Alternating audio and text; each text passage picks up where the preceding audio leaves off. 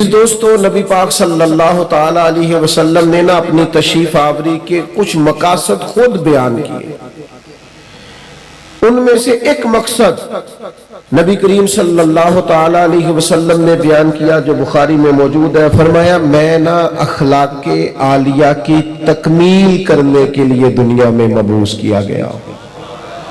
تمہارے اخلاق کو سنوارنے کے لیے، طرز زندگی، طرز معاشرت، طرز معیشت، ان سب چیزوں میں اخلاقی غلبے کے لیے میں مبعوث کیا گیا۔ اور خود نبی پاک علیہ السلام کے اخلاق کے بارے میں اللہ نے فرمایا، وَإِنَّكَ لَعَلَىٰ خُلُقٍ عَظِيمٍ، اے محبوب آپ تو عظیم اخلاق پر ہیں، آپ کا خلق تو عظیم ہے۔ کچھ صفات ہمیں بڑی جلدی اخلاق حسنہ کی اپنانے کی ضرورت، اس لیے کہ جو بے رہ روی ہے اس کو صرف نعروں سے نہیں روکا جا سکتا۔ جو ہماری طبیعتوں میں اضطراب ہے وہ صرف اچھی مجالس سے ہی فقط کر دینے سے ختم نہیں ہوگا، ہمیں ان مجالس سے پھوٹنے والی ضیاء سے، ان مجالس سے ملنے والے سبق سے، ان محافل کے انعقاد پر مرتب ہونے والی نصیحت سے، ملنے والی نصیحت سے ہمیں اپنے اوپر عملاً کچھ چیزوں کا نفاذ کرنا ہوگا۔ مثلا ایک چیز بڑی تیزی سے پھیل گئی ہے، وہ ہے بے چینی، بے قراری، اضطراب، دوڑ دھوپ، حلم کا نہ ہونا، برداشت کا نہ ہونا۔ اور میں آپ کی خدمت میں عرض کروں، یہ عدم برداشت یہ عالمی مسئلہ بن گیا۔ کسی چیز کو لوگ قبول نہیں کرتے، مزاجوں میں ٹھہراؤ نہیں ہے، دل تنگ ہوتے نظر آتے ہیں، چھوٹی باتیں لوگ کرتے ہیں۔ عرب کی سوسائٹی کے اندر لوگ سخت مزاج تھے، وہاں کے جو بدو تھے ان کی ترش روئی کا ہر آدمی شکوہ کرتا تھا، ان کا لہجہ پتھروں سے زیادہ سخت تھا۔ پر نبی کریم صلی اللہ تعالی علیہ وسلم نے اس حلم کا مظاہرہ فرمایا، حضور نے اس بردباری کا مظاہرہ فرمایا۔ پتہ ہے آپ کو، دنیا میں بڑے بڑے سیانے لوگ بھی اس لیے ناکام ہو جاتے ہیں کہ ان میں بردباری نہیں، ٹھہراؤ نہیں، بے چینی ہے، بے قراری ہے، جلد بازی ہے، بات بات میں بے چینی کا اظہار کرتے ہیں۔ آپ یہ صحیح بخاری کی حدیث دیکھیے، حضرت انس بن مالک رضی اللہ تعالیٰ عنہ بیان کرتے ہیں، میں نبی پاک علیہ السلام کے ساتھ تھا تو حضور نے سرخ دھاری دار چادر اوڑھ رکھی تھی، نجرانی چادر، تو ایک بدو آیا، اس نے آ کے محبوب کی اس چادر مبارک کو آپ فرماتے ہیں میں نے خود دیکھا حضور کی مقدس گردن پر اس کا نشان پڑ گیا چادر کا۔ اور جب حضور نے اس کی طرف توجہ کی تو پتہ کیا کہتا ہے؟ کہتا ہے وہ جو اللہ نے مال آپ کو دیا اس میں سے مجھے بھی کچھ عطا کریں۔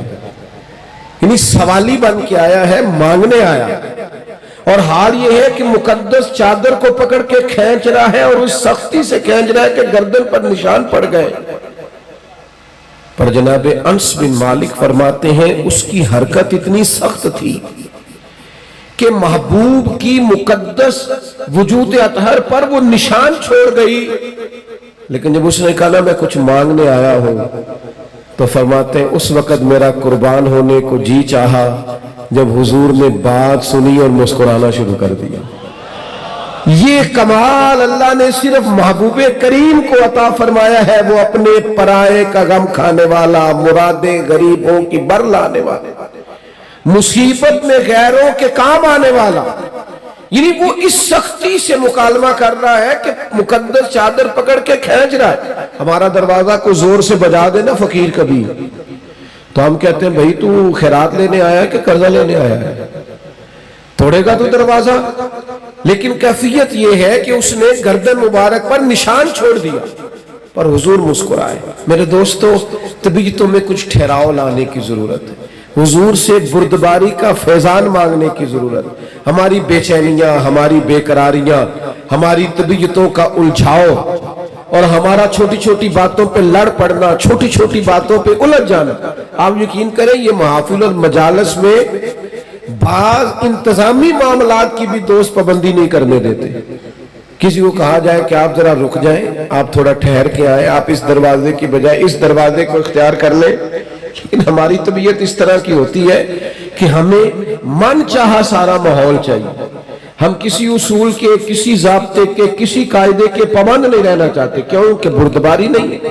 نوجوانوں، علم بھی اسی بندے کا کام آئے گا جس میں بردباری ہوگی، بزرگ بھی وہی کہلائے گا جس میں بردباری ہوگی، سمجھدار بھی اسے کہا جائے گا جس میں علم ہوگا، قوت برداشت ہوگی، جس کا سینہ کشادہ ہوگا، یعنی 14 طبق دلے دے اندر تے اسی تمبو وانگوں تانے ہوں، دل دریا سمندروں ڈونگے کون دلان دیا جانے ہوں۔ آپ کا کشادہ سینہ، یہ دراصل، اور پھر ایک اور اہم چیز ہم نے اپنے نبی کریم علیہ السلام سے سیکھنی ہے، وہ ہے شجاعت، بہادری،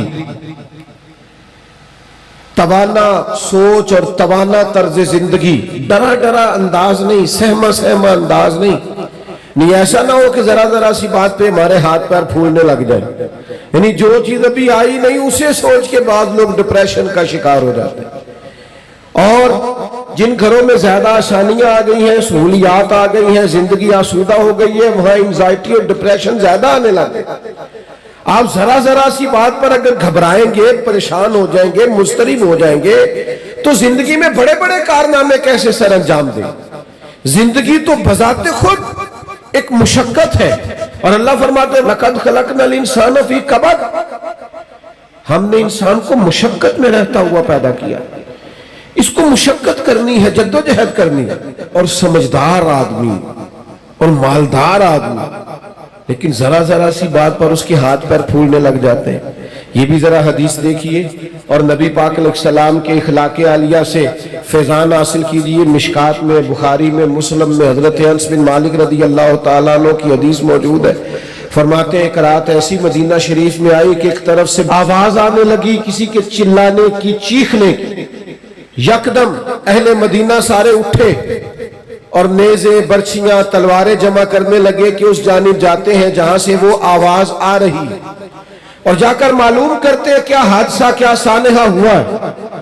فرماتے ہم ابھی تیاری کر رہے تھے ادھر جانے کی، اور نبی پاک علیہ السلام گھوڑے پر بیٹھ کر وہاں سے واپس تشریف لا رہے ہیں، اور حضور فرمانے لگے سو جاؤ سو جاؤ سو جاؤ، میں دیکھ آیا ہوں، کوئی خطرے والی بات نہیں۔